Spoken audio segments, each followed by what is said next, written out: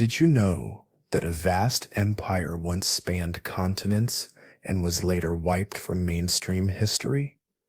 From the 16th to the 19th century, maps consistently featured a colossal land known as Tartaria or Grand Tartary. This was far from a minor realm. It was an enormous territory that stretched across Eurasia, bridging Eastern Europe to the Pacific.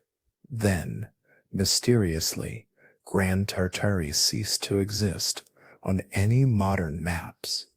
What became of this grand civilization? Was it simply absorbed through time, or is there a deeper hidden cause behind its sudden erasure? Today, on Secret Origins, we explore this forgotten empire. To begin, we must consider the historical documents that remain. The maps. Examine European maps from the 1500s to 1800s, and you'll repeatedly find Tartaria marked across a giant section of northern and central Asia. These are not vague or mythical illustrations.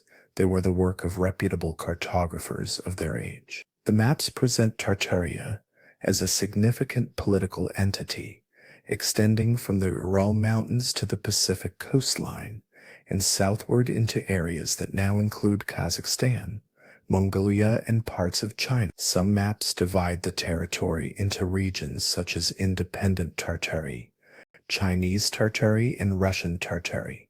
Historians generally describe Tartaria as a geographical term used by Europeans to denote lands inhabited by various Turkic and Mongolic peoples. The label Tartary was less a reflection of a single empire and more a convenient catch-all for regions not well understood by Western chroniclers. Over time, as the Russian Empire expanded eastward and as geographical knowledge improved, the use of the term Tartaria declined and eventually vanished. The people did not disappear, but the name did, erased by shifting political realities and academic standardization. Despite this, some speculate a deeper cover-up, proposing that Tartaria was a unified, technologically advanced civilization deliberately removed from history. These theories suggest architectural marvels, global connections, and suppressed records, but lack verifiable evidence. In reality, the story of Tartaria illustrates how changing borders, evolving languages, and imperial expansion shape our understanding of history. What once seemed like a mysterious empire may have simply been the fading of an outdated label, one that tells us more about the map makers than the mapped. This implies the existence of multiple Tartarian territories, not just one. However, the real question is, how could such an enormous landmass simply vanish? If you're still skeptical about the existence of the empire, consider this.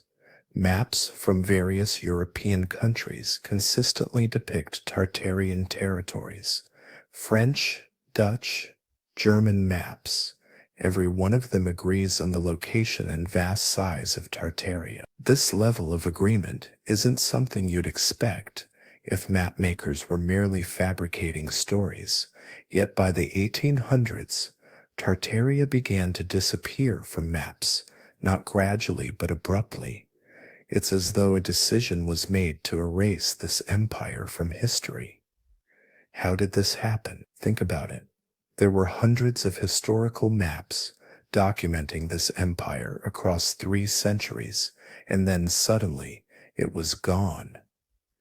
Modern atlases contain no trace of it, and geography textbooks don't mention it at all.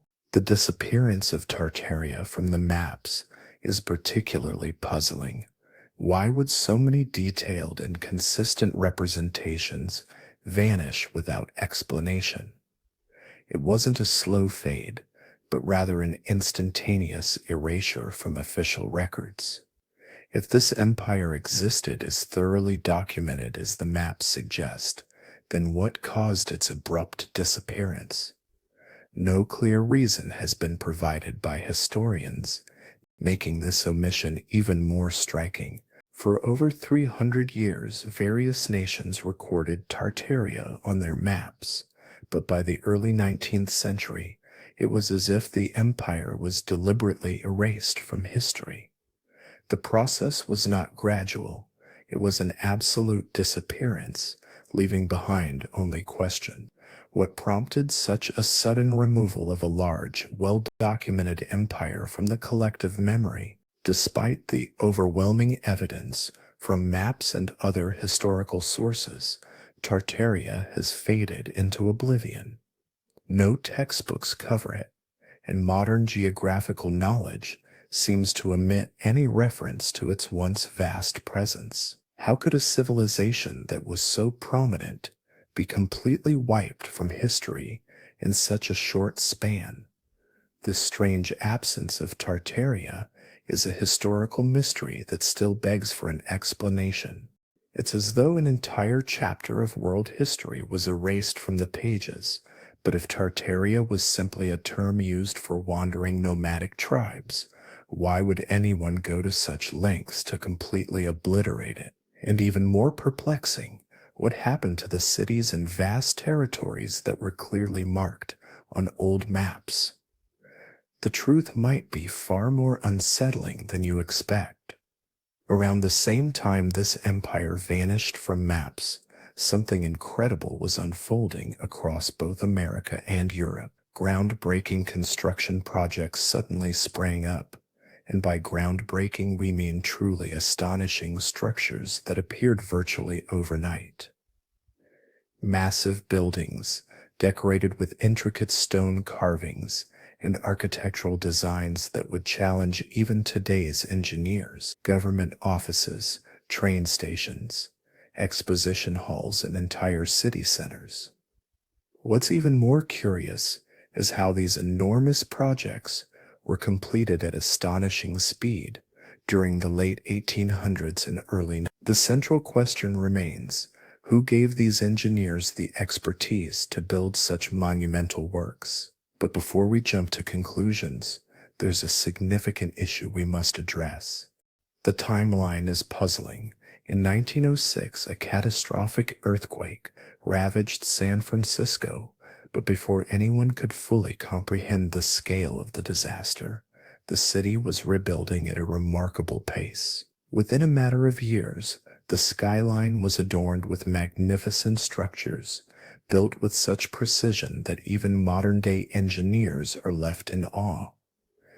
Given the severity of the destruction, it seems inconceivable that recovery could be so swift. How did they manage to accomplish this? Could there have been some outside influence, possibly from the Tartarian civilization? To further complicate matters, let's examine the 1893 World's Columbian Exposition in Chicago.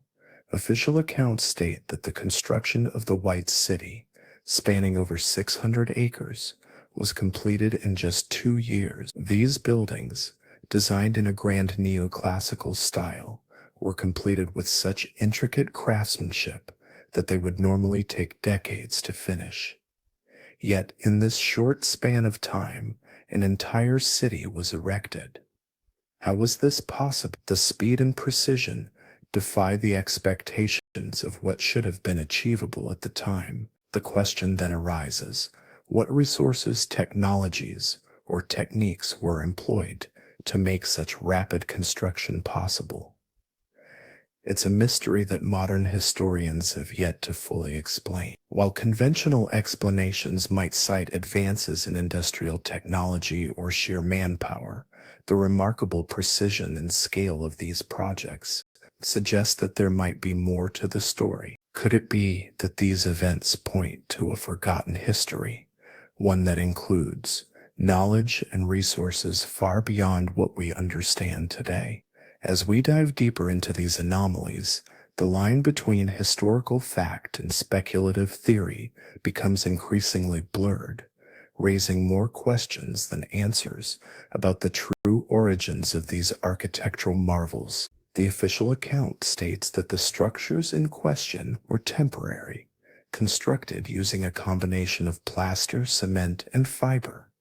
These materials were intended to ensure the buildings could be quickly assembled and just as easily dismantled. But when we look at the photographs, a different story emerges. Do these buildings appear temporary to you? Clearly not. They bear the intricate work of skilled engineers, suggesting a more permanent, well-planned effort. This is where things start to seem questionable. Shortly after the conclusion of the exposition, all these monumental buildings were dismantled, every last one. The government justified this by claiming that the buildings were never intended for long-term use. But let's pause and think for a moment. If vast sums of money and effort were poured into creating these structures, why would they be destroyed so swiftly? It doesn't add up. This inconsistency sparked an intriguing theory among historians, particularly those exploring the fate of the Targaryen dynasty. What if the government's true motive was to erase the last remnants of the Targaryen Empire from public memory? This is where the theory takes an even darker turn. The idea that such monumental buildings were built only to be destroyed immediately afterward is deeply suspicious. Could it be that these structures were more than just part of an exposition? Perhaps they were meant to serve as a final link to a past that those in power wanted to bury. If you're curious about where this theory comes from, let's examine the reasoning behind the Targaryen theorists' bold claims. They argue that these buildings were designed not just for display, but to preserve traces of a history that certain powers were determined to erase. Firstly, the notion that these buildings were constructed specifically for exhibition fairs is a misconception. In fact, they were not built for such events at all. These structures predate the fairs by centuries. It might sound unbelievable, but it's true. From the 1500s to the 1800s, the Targaryen dynasty left an undeniable imprint on the world. The Targaryens were a highly advanced civilization, and the buildings they constructed reflect their architectural prowess. The theory among Targaryen scholars is that these buildings were not temporary constructions for fairs. Rather, they were long-standing structures, and only later were they renovated and repurposed for the exhibitions before being demolished. Let's delve into the architectural features of these structures. Despite being scattered across different continents, there was an uncanny consistency in their designs. These buildings universally shared certain elements: classical columns, intricate domes, and precise stonework. Whether you were in Chicago, San Francisco, or St. Petersburg, Russia, the buildings bore an unmistakable resemblance. It raises the question: how could buildings built in different places by different teams at different times share such an identical style? This level of consistency suggests that they were not built by separate groups at all, but likely by the same civilization. If you examine the historical timeline, it becomes clear that these structures weren't merely built for one-off events.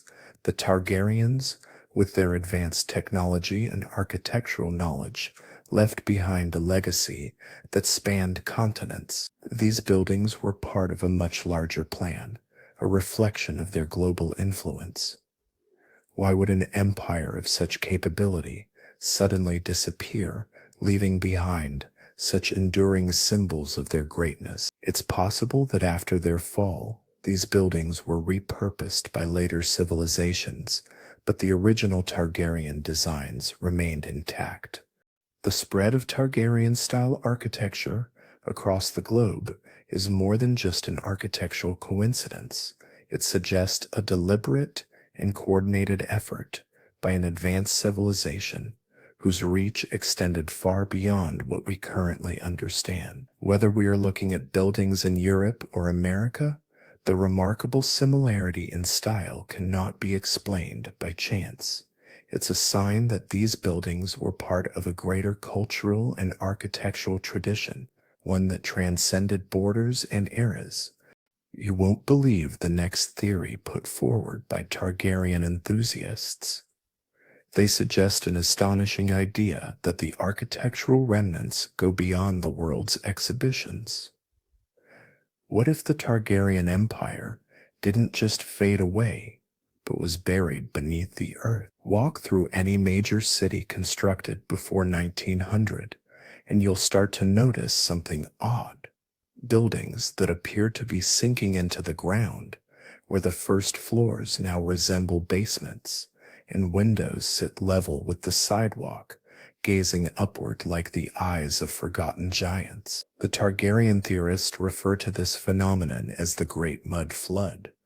So, what exactly is this Great Mud Flood? In the 1800s, a disastrous event struck the land, claiming the fate of many cities, including dozens of Targaryen settlements, which were consumed by layers of mud and debris. This catastrophic event is believed to have erased an entire civilization, leaving only the upper floors of its structures exposed. The theory posits that a massive geological upheaval destroyed the Targaryen Empire, burying their cities beneath thick layers of mud, leaving behind only the remnants visible today. This devastating event, according to the Great Mud Flood theory, reshaped the geography of the planet, and in its wake, the advanced Targaryen society was lost to time. What remains of their once glorious cities is scattered beneath our feet, hidden by the earth that swallowed them whole. The upper stories of buildings are all that are left as a haunting reminder of what was once there, barely visible above the surface of the mud that claimed them.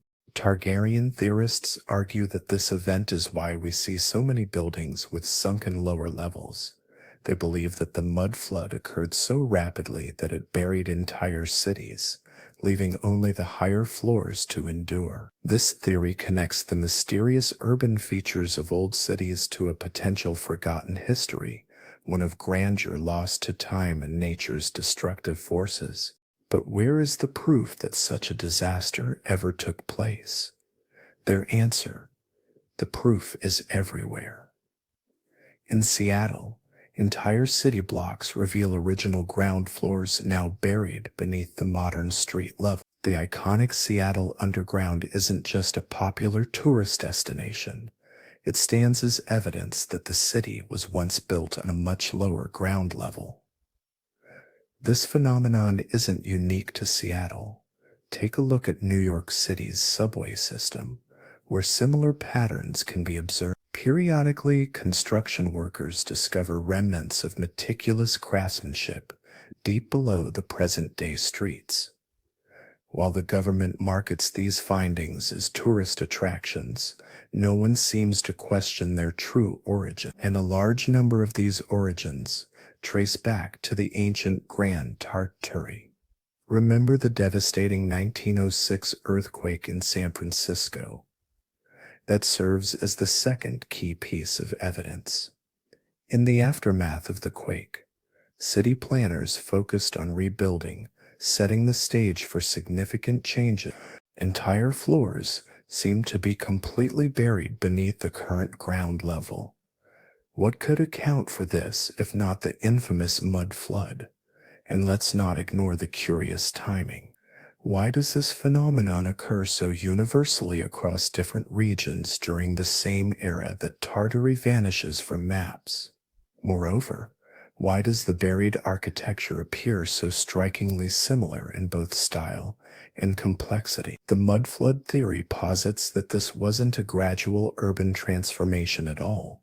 Rather, it suggests that vast portions of history were intentionally hidden, specifically the remnants of a civilization that powerful forces wanted erased from history. As the theory develops, it takes an even bolder stance.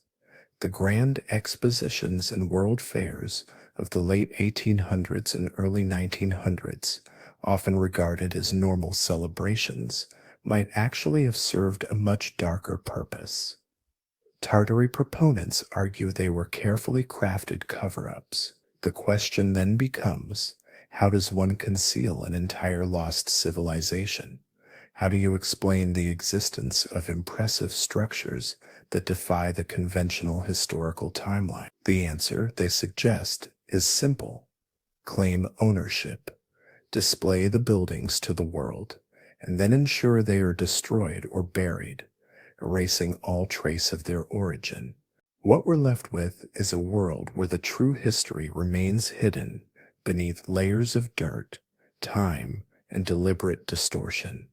These structures, with their advanced technology and artistry, may have existed long before we've been led to believe. But through carefully orchestrated events, those who controlled the narrative managed to bury both the buildings and their creators, leaving only the faintest traces of a far more sophisticated civilization than we've been taught to recognize.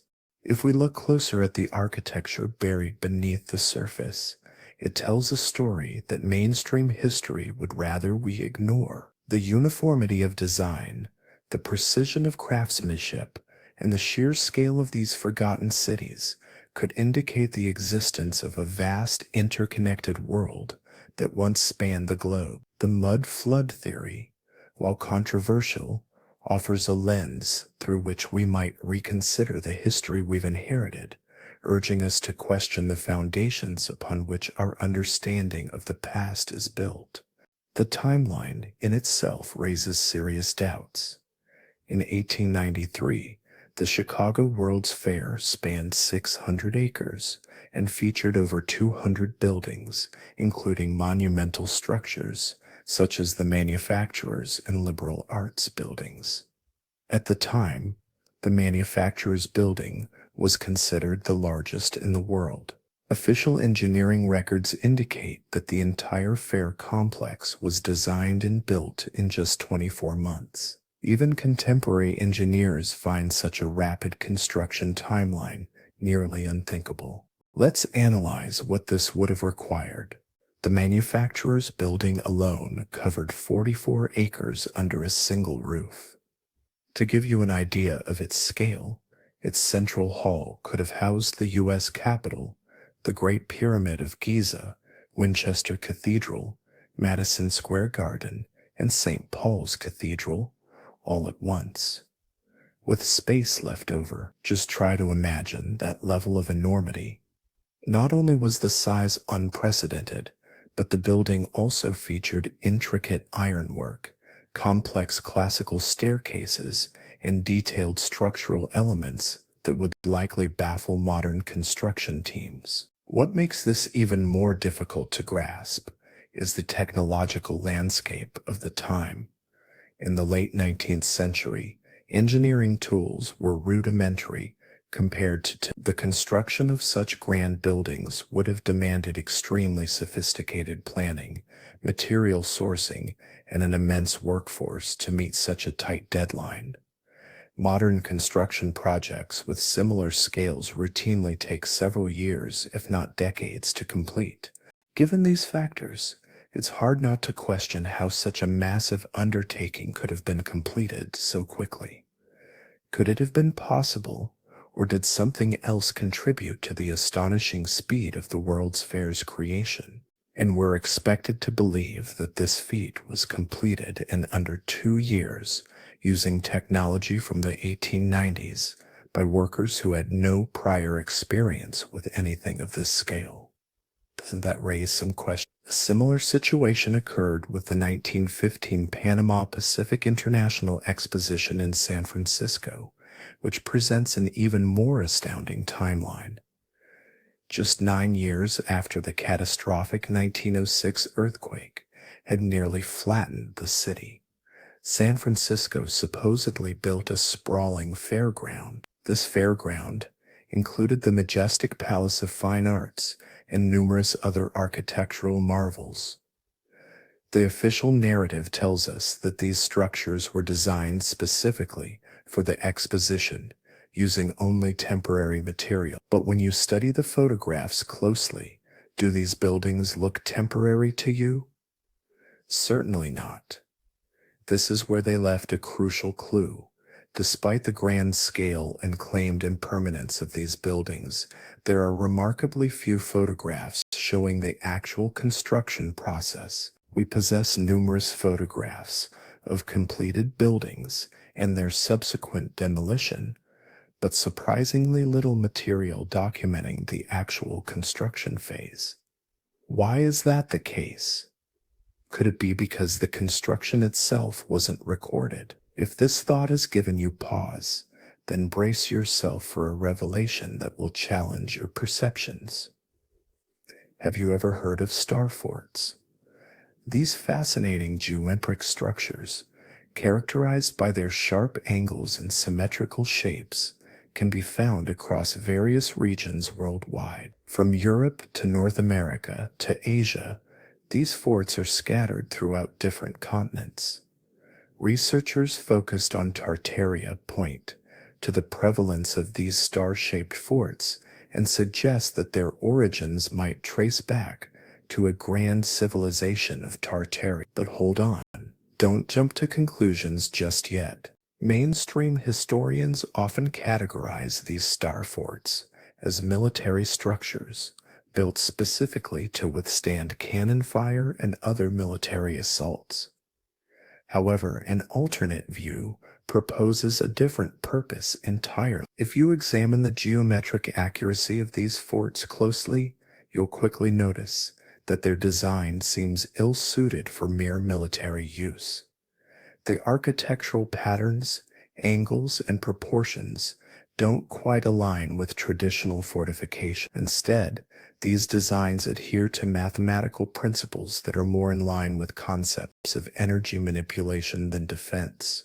The positioning of the star forts, combined with the unique angles and proportions, leads many to believe that these structures could have been intended for a much higher, more mysterious function. Could it be that these ancient forts were designed not to withstand cannon fire, but rather to interact with or harness energy in some form? Some argue that the careful calculations behind their construction suggest a knowledge far beyond simple military engineering. As more researchers delve into the history and design of these forts, they find themselves increasingly convinced that these structures were built with a purpose that goes beyond defense. The mathematical precision with which they were constructed raises more questions than answers, prompting further investigation into the possible technological and even spiritual significance of these ancient works. Star forts, with their distinctive geometric shapes, were not constructed for mere military defense. Rather, they seem to embody principles of resonance and electromagnetic manipulation. These structures were designed not to block armies, but to capture, amplify, and channel energy. The architecture hints at an advanced understanding of energy flows, with their star-like walls and angular bastions forming a complex network that might have been intended for harnessing natural forces. The implications of such designs go far beyond their apparent purpose of fortification. One striking feature of many of these old structures is the acoustics. Step into any grand cathedral or government hall from the period, and the auditory experience is unlike anything you'd expect. Your voice, even in a whisper, seems to carry with remarkable clarity, almost as if the walls themselves are amplifying sound. These acoustics aren't just a happy accident. They point to something deliberate. The way sound resonates and echoes within these spaces is so precise, it's difficult not to wonder if these buildings were engineered with this in mind. Tartaria theorists contend that these extraordinary acoustics were not designed to enhance public speaking or religious ceremonies, as one might assume. Instead, they believe these structures were created as large resonance chambers, capable of amplifying sound frequencies for purposes beyond the auditory. These frequencies, they argue, were not for mere decoration or convenience. They were part of a larger hidden technology that could influence the world around them. Scientific studies in recent years have provided a compelling link between certain sound frequencies and their ability to affect matter on a molecular scale. Research has shown that specific vibrations can levitate objects, break down materials, and even alter the properties of substances like water. This suggests that the purpose of these ancient structures may have been far more than ceremonial. They might have been designed to harness and manipulate energy in ways we are only beginning to understand. What if the Tartarian civilization had unlocked advanced technologies long before modern society even grasped the basic concepts? The consequences would be truly groundbreaking. Picture a society capable of powering entire metropolises without the need for fossil fuels, using sound waves to move colossal stone blocks, and transmitting both energy and information across vast distances without physical cables or wires. It's almost like something out of a futuristic game, isn't it? This could also explain how the Tartarians managed to construct enormous, precise structures at remarkable speed. Additionally, it might account for the striking similarities in architectural designs found across distant continents, raising further questions about their global influence. It's possible that this civilization's knowledge posed such a threat to the status quo that history had to be rewritten to eliminate all traces of their existence. After all, if free energy was a reality, capable of sustaining the world without reliance on oil, coal, or nuclear power, it would shake the very foundations of today's global economy. No government would have embraced such a concept, and if the Tartarians did possess such sophisticated technology, what became of it? Why are there no signs of these advanced energy systems in use today? The answer might be far more unsettling than the theory itself. However, before diving into that, here's where the mystery surrounding the Tartarians takes a bizarre twist. If this highly developed civilization once thrived and constructed colossal buildings using free energy, there's one crucial question we must consider. What did the Tartarians actually look like? The answer is both astonishing and simple. They were giants. Enter any grand edifice from the Tartarian period, and you'll immediately notice peculiarities in scale. Doorways soaring up to 12, 15, or even 20 feet, staircases with steps so wide that regular-sized individuals would struggle to ascend comfortably, and ceilings that stretch to 3 times the height of modern-day constructions. Who could possibly conceive such monumental structures if not for giants? Conventional historians attempt to justify this as simply grandeur for the sake of grandeur.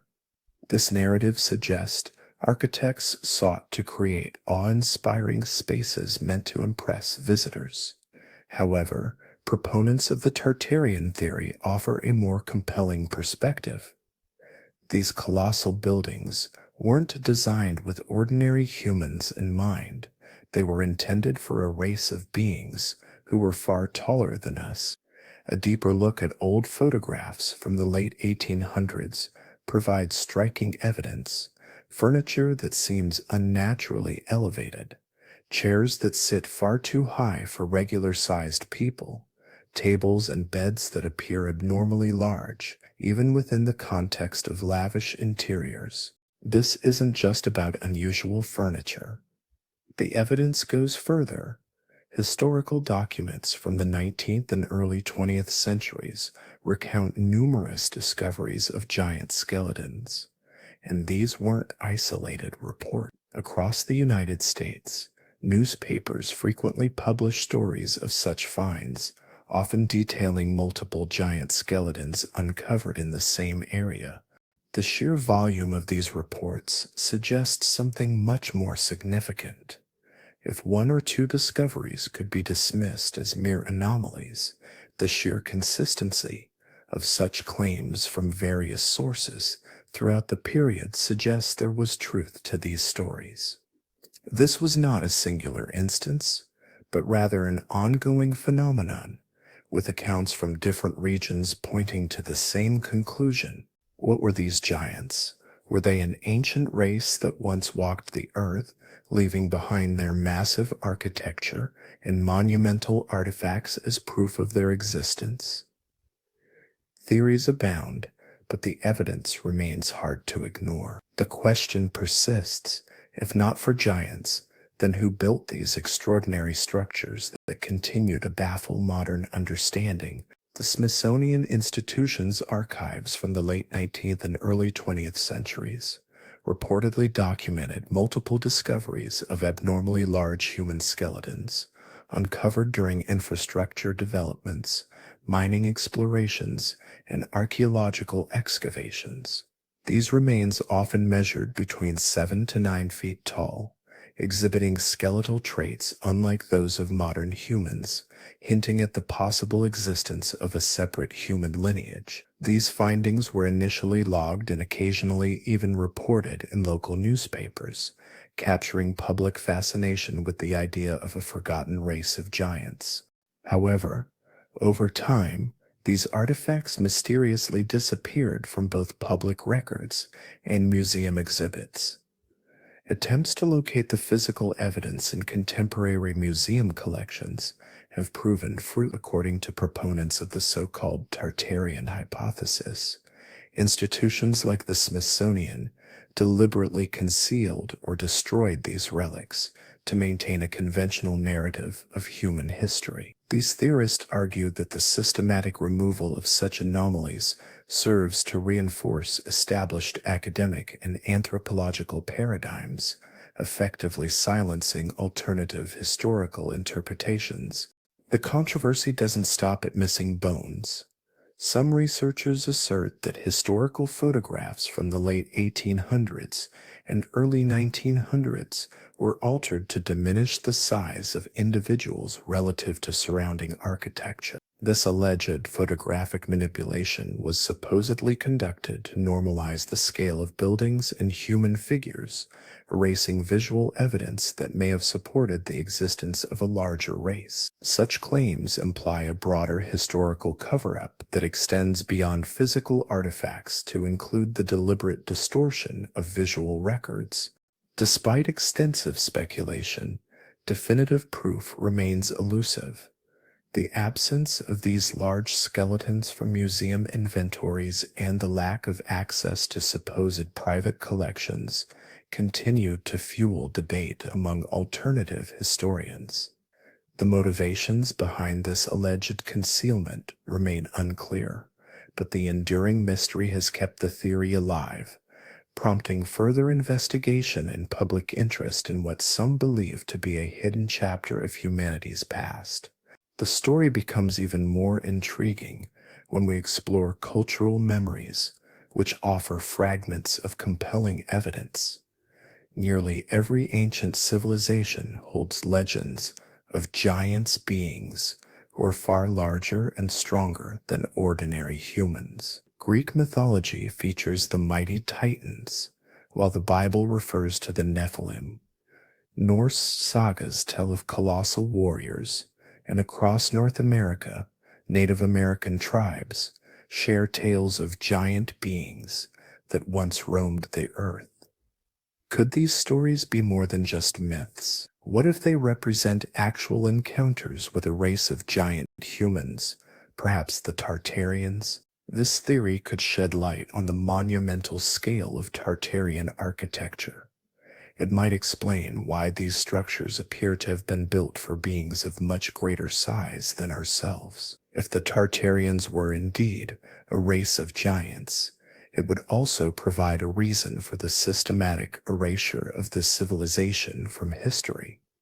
Recognizing the existence of giants would force a complete reevaluation of human evolution and history. Such a discovery would challenge the very foundation of how we understand our development as a species.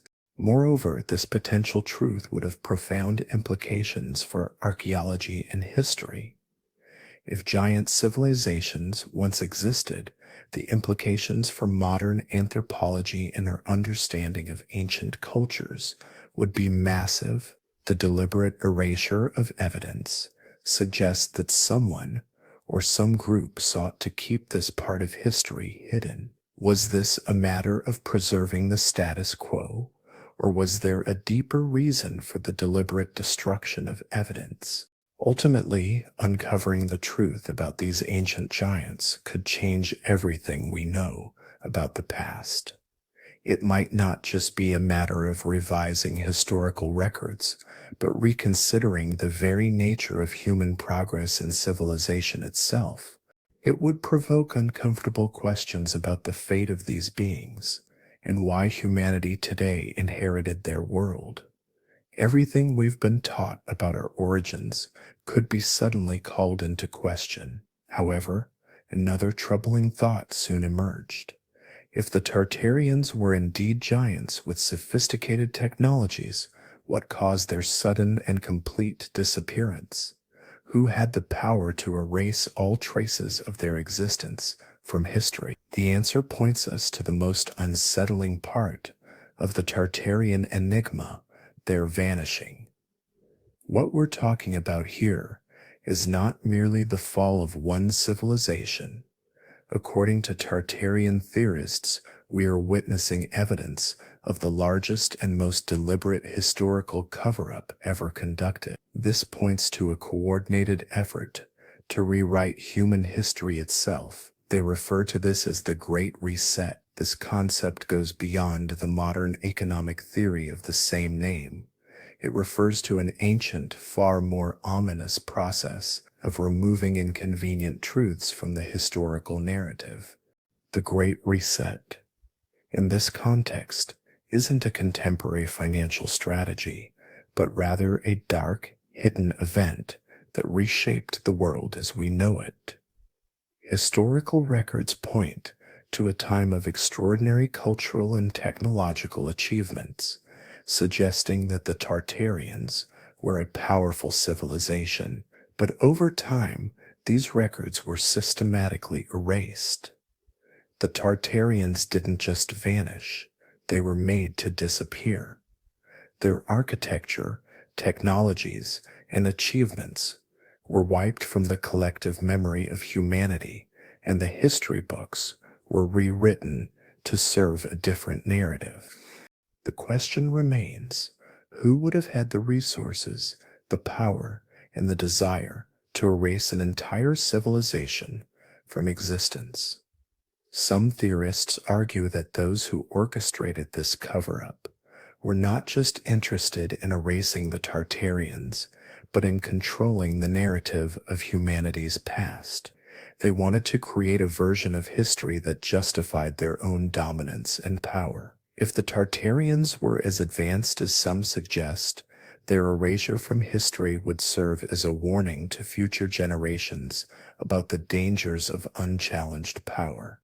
At the heart of this mystery is the undeniable fact that history, as we know it, may not be as accurate as we've been led to believe. The disappearance of the Tartarians and the subsequent manipulation of historical records points to a much darker agenda. This agenda, hidden for centuries, has shaped the world we live in today. Whether by design or accident, the real story of human history has been obscured, leaving us to piece together fragments of a forgotten past. Consider the series of catastrophic events in the late 19th and early 20th centuries. Among them, the Great Chicago Fire of 1871, the 19th and then the 6th San Francisco earthquake, World War I from 1914 to 19, the Spanish flu pandemic, and World War II are some of the most notable. Historians typically view these events as separate incidents, natural disasters, wars, and health crises that have impacted the modern world. However, a more controversial theory suggests that these were not random occurrences, but rather deliberate efforts to erase traces of the Tartarian Empire. Tartarian theorists propose that these events were strategically orchestrated with the intention of wiping out evidence of a once great civilization. Among these, the Great Chicago Fire stands out.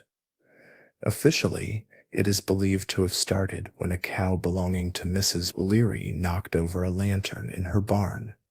Yet, a closer examination of the destruction reveals something peculiar.